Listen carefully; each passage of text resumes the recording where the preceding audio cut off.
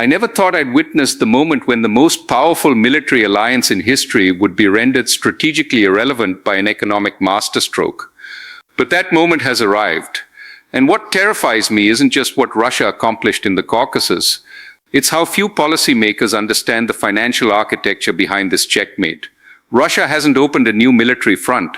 They've done something far more sophisticated and economically devastating. They've fundamentally reorganized the geography of global capital flows in a way that makes NATO's trillion-dollar defense infrastructure essentially obsolete. Let me explain why this represents the most elegant economic checkmate I've witnessed in 3 decades of studying monetary warfare. The economic intelligence that changed everything. Standing in my office this morning, reviewing confidential financial intelligence spread across my desk, I'm watching the collapse of assumptions that have guided Western monetary policy for 3 decades.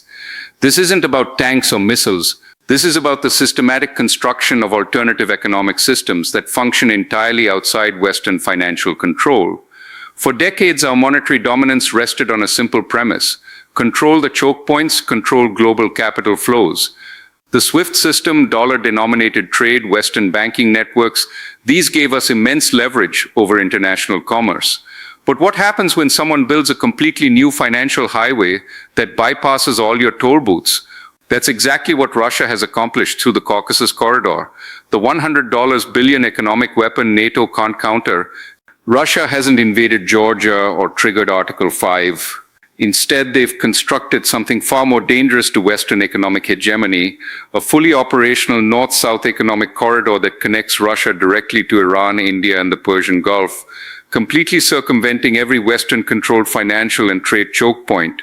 The international north-south transport corridor isn't a proposal anymore, it's operational. The rails are laid, the ports function, the banking systems are integrated. While NATO focused obsessively on Ukraine and the Baltics, Russia quietly secured the keys to an entirely new axis of economic connectivity that makes Western financial sanctions increasingly irrelevant. Here's what keeps me awake. NATO has absolutely no counter-strategy for this type of economic warfare. Why this exposes NATO's fundamental design flaw? What we're witnessing reveals NATO's critical vulnerability, an alliance architecture built for 20th century territorial defense that has no answer for 21st century economic warfare. NATO was engineered to stop Soviet tanks. The entire alliance doctrine is predicated on Article 5. An armed attack on one member constitutes an attack on all. But that logic only functions when threats are kinetic and borders are clearly defined. What happens when your adversary isn't seizing territory, but systematically cornering control over alternative economic networks in regions you've overlooked? What happens when the threat isn't military invasion but trade route diversification? NATO has no doctrine for this. Zero. Russia understands this gap perfectly. Moscow has no intention of invading a NATO member and triggering collective defense. Instead, they're establishing economic depth in gray zones where NATO cannot project force and has no legal mandate to intervene. The Turkey problem that breaks NATO's logic, consider Turkey's impossible position. Yes, Ankara remains a NATO ally, but Turkey's economy is deeply integrated with Azerbaijan and heavily dependent on Russian energy supplies. When Russia expands its economic footprint in the Caucasus through legitimate trade agreements and infrastructure investment, is Turkey going to invoke collective defense? Are they going to declare war on a country that supplies a third of their natural gas while offering lucrative economic partnerships? Of course not. Collective defense becomes meaningless when alliance members cannot agree on what constitutes an existential threat to their economic interests. Russia has identified the exact fault lines in NATO's economic architecture and is exploiting them with surgical precision. How NATO created its own vulnerability. But here's the tragic irony. NATO created this vulnerability through decades of strategic overextension without considering economic sustainability. When the Cold War ended, the alliance didn't consolidate its gains, it expanded relentlessly, absorbing every former Warsaw Pact nation it could reach, pushing right up to Russia's borders. The logic seemed economically sound: lock in Western market access, secure new consumer bases, extend dollar-denominated trade networks. But every new member meant new financial commitments. Every expansion meant resources spread thinner across an increasingly unmanageable geographic scope. Real economic strategy requires prioritization. But NATO stopped making those hard choices. The alliance chose expansion over economic sustainability. Now the bill has come due. We have financial commitments across the Baltics. We're funneling billions into Ukraine. We're monitoring Arctic resources. Washington pressures allies to pivot toward Asia-Pacific economic competition. And right in the middle of this financial overstretch, Russia opens an entirely new economic front in the Caucasus, a region where NATO has zero infrastructure and no legal authority to intervene. The economic options that don't exist. So what are our economic policy options? We can't deploy financial interventions. Neither Georgia nor Armenia operates under NATO economic protection frameworks. We can't tighten economic sanctions further. We've essentially maxed out our financial warfare capabilities against Russia. We can't escalate economically without risking broader monetary confrontation that could destabilize global financial systems. What's left? Press releases, emergency G7 summits, expressions of concern from finance ministers. And while we're drafting economic statements, Russia keeps advancing their alternative financial architecture, the economic corridor that changes everything. Now let me explain exactly what Russia has constructed economically. Moscow doesn't need to own the territory. They need to control the economic flows, the movement of energy, commodities, capital, and trade financing. For the past century, global trade flows operated primarily east-west through Western-controlled financial systems. That geographic concentration gave us tremendous monetary leverage.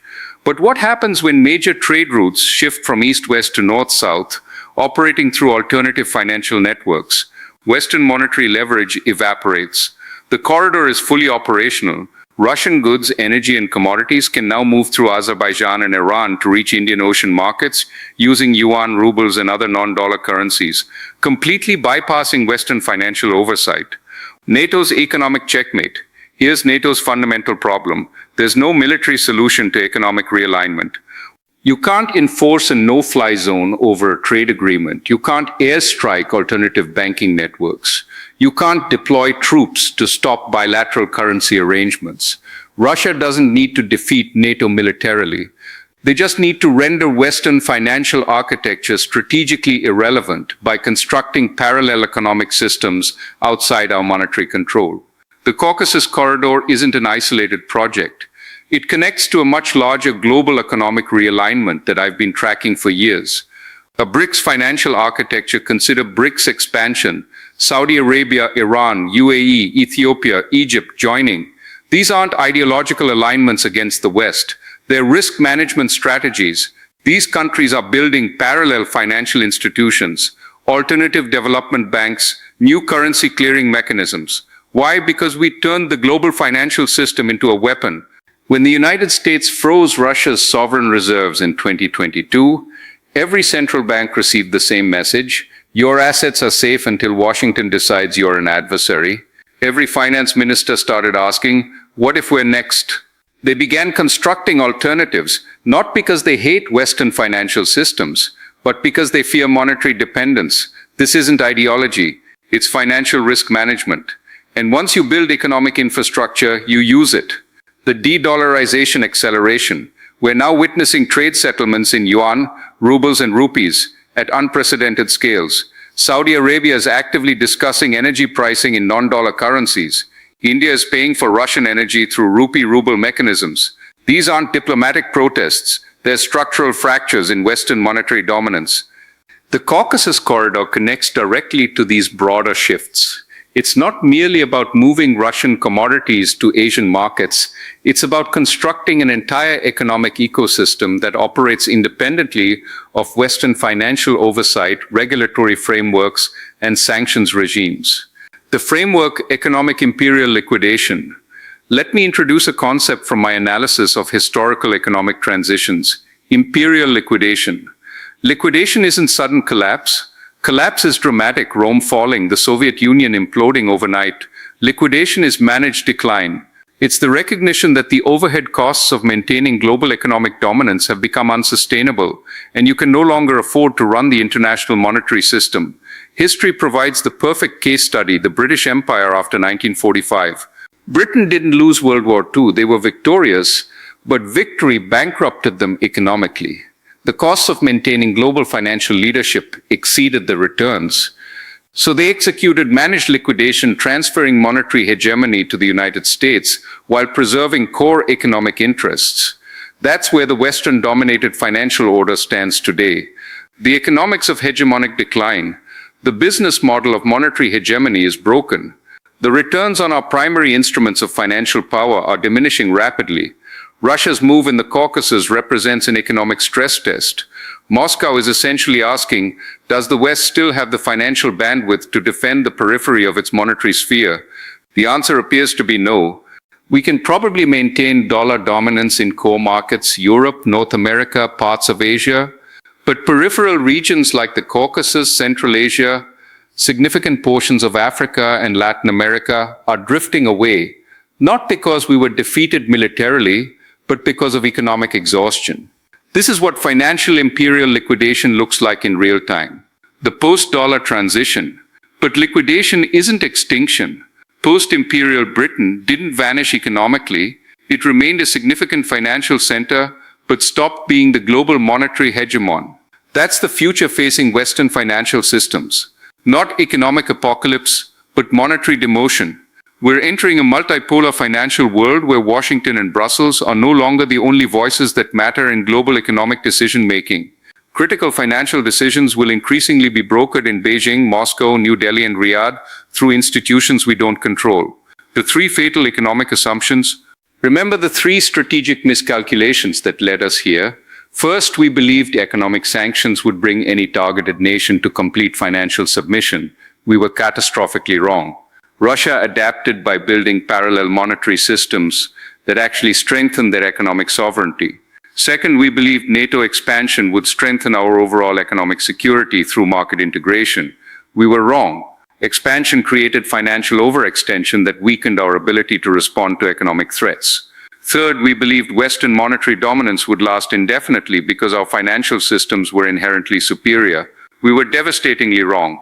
Alternative economic arrangements can be equally effective when backed by real economic value and geopolitical necessity. Three assumptions, three strategic errors, three reasons why the unipolar economic era has ended. What the Caucasus means for global finance.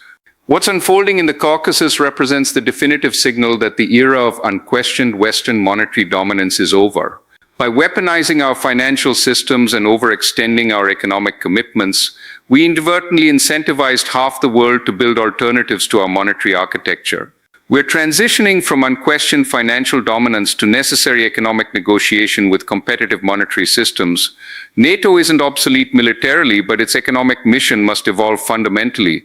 The alliance was built to defend territory and markets. It now faces challenges that are financial and infrastructural. Military force cannot solve monetary realignment. The question is whether we can adapt our economic strategies before exhaustion forces adaptation upon us. The binary choice: can we transition gracefully to a multipolar monetary reality? Can we find profitable roles in a world where multiple financial systems compete for influence? Or will we cling to the illusion of permanent monetary supremacy until that illusion shatters our economic credibility entirely?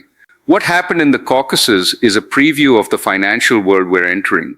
A world where Western monetary preferences represent one option among many, where alternative financial systems function profitably outside our oversight. The choice facing Western economic policymakers is binary: adapt to monetary multipolarity or be marginalized by it. Standing here today, analyzing the intelligence reports scattered across my desk, watching Russia's economic masterstroke unfold in real time, I can only conclude that the checkmate is complete. The question now isn't whether we can reverse this economic realignment. The question is whether we can learn to compete effectively in the multipolar monetary system that Russia just helped create. The game has changed, the rules have been rewritten, and we're just beginning to understand what we're up against.